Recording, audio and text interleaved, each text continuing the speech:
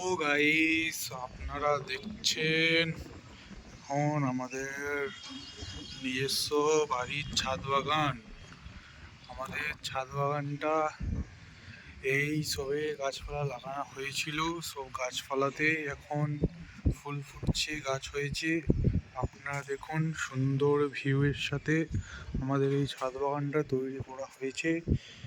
এইটা হচ্ছে শসা গাছ, এটাও শসা গাছ, এটাও শসা গাছ। শসা গাছে ফুল চলে এসছে, আপনারা দেখতে পাচ্ছেন। এখানে আরো নানা রকমের গাছ আছে। আমার মা, আমার বাবা লাগিয়েছে গাছগুলো। হ্যাঁ, এটা পুঁই শাক, আপনারা দেখতে পাচ্ছেন। সুন্দর ভিউ। আজকের ওয়েদারটা মেঘলা আবহাওয়ার মতনই আছে, বৃষ্টি হয়েছিল। হ্যাঁ, এইসব শাক সবজি লাগানো আছে আমাদের ছাদে।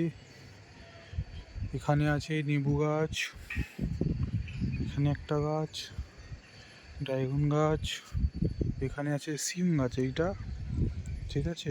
আপনাদের ওখানে কি গাছ বলে আমি জানি না, আপনারা গুগল করে নেবেন, ঠিক আছে। আমাদের একটা খুবই সুন্দর ড্রাগন হয়েছে, দেখতে পাচ্ছেন। ড্রাগনটা এই ফুলটা শুকিয়েছে, ড্রাগনটা হতে এখনো টাইম লাগবে।